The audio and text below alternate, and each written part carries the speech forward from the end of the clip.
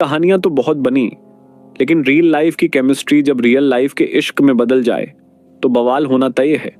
एक तरफ पंजाब का सीधा सादा पुत्र और बॉलीवुड का ही मैन धर्मेंद्र, और दूसरी तरफ दक्षिण भारत की परंपराओं में पली बढ़ी ड्रीम गर्ल हेमा मालिनी, एक शादीशुदा मर्द और एक सुपरस्टार हीरोइन। यह कहानी सिर्फ प्यार की नहीं, बल्कि समाज, परिवार और उस दौर के सबसे बड़े ड्रामे की है। आज हम जानेंगे धर्मेंद्र और हेमा मालिनी की लव स्टोरी का वो सच जिसने 70 के दशक में पूरे हिंदुस्तान को चौंका दिया था। कहानी की शुरुआत होती है 1954 में, जब धर्मेंद्र फिल्मों में आने के बारे में सोच भी नहीं रहे थे। पंजाब के लुधियाना में महज 19 साल की उम्र में उनकी शादी प्रकाश कौर से कर दी गई थी। ये एक अरेंज मैरिज थी। धर्मेंद्र जब मुंबई आए और स्टार बने, तब तक वे 4 बच्चों के पिता बन चुके थे।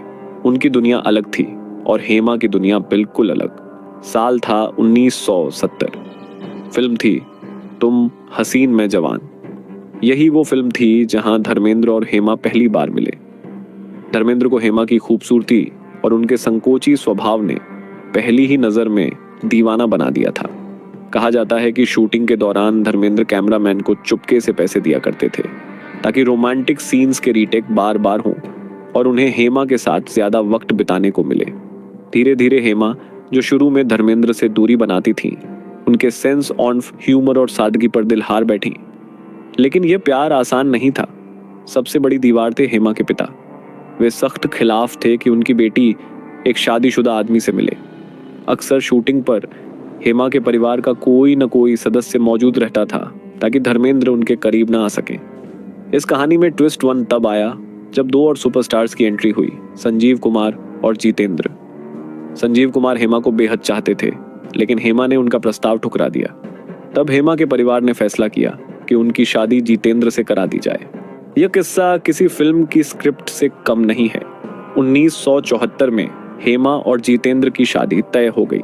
परिवार वाले उन्हें लेकर चेन्नई, तब मद्रास चले गए। शादी गुपचुप तरीके से होने वाली थी। जब यह खबर धर्मेंद्र को मिली तो वो आग बुला हो गए। वो सीधे जितेंद्र की गर्लफ्रेंड शोभा कपूर को लेकर मद्रास की फ्लाइट में बैठ गए। वहां पहुंचकर धर्मेंद्र ने वो किया जो हम फिल्मों में देखते हैं। उन्होंने हेमा के सामने हाथ पैर जोड़े, मनाया और कसम दी कि वो यह शादी न करें।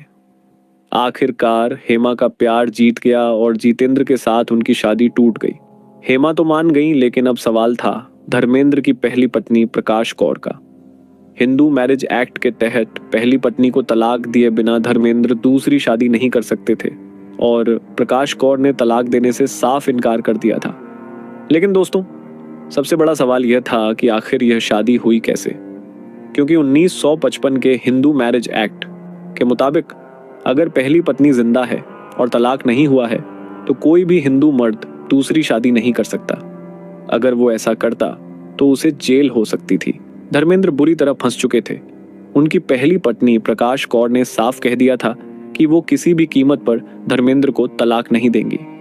वो अपने बच्चों के हक के लिए अड़ी थी।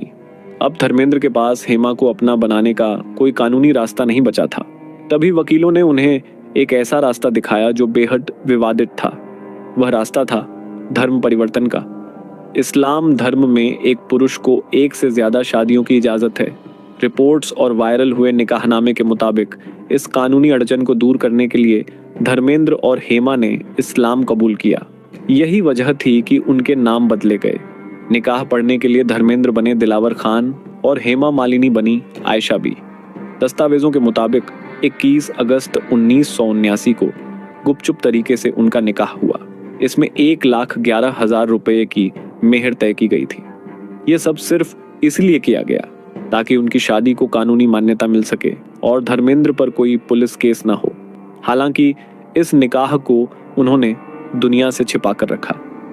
बाद में समाज और परिवार को खुश करने के लिए 2 मई 1980 को उन्होंने एक बार फिर आयंगर रीति रिवाज से शादी की। यानी ही मैन ने अपनी ड्रीम गर्ल को पाने के लिए धर्म, कानून और समाज तीनों की सीमाओं को पार कर दिया था। धर्मेंद्र और हेमा की शादी तो हो गई, लेकिन असली इम्तिहान अब शुरू हुआ। हेमा मालिनी, जो देश की ड्रीम गर्ल थी, उन्हें अचानक दूसरी औरत और घर तोड़ने वाली, होम ब्रेकर जैसे ताने सुनने पड़े। समाज ने उन पर उंगलियां उठाई, लेकिन इस नाजुक वक्त में हेमा ने गजब की समझदारी दिखाई। हेमा ने तय किया कि वो धर्मेंद्र को उनकी पहली पत्नी प्रकाश कौर और बच्चों से कभी अलग नहीं करेंगी। उन्होंने अपना एक अलग घर बसाया और कसम खाई कि वो पहली फैमिली की जिंदगी में कभी दखल नहीं देंगी।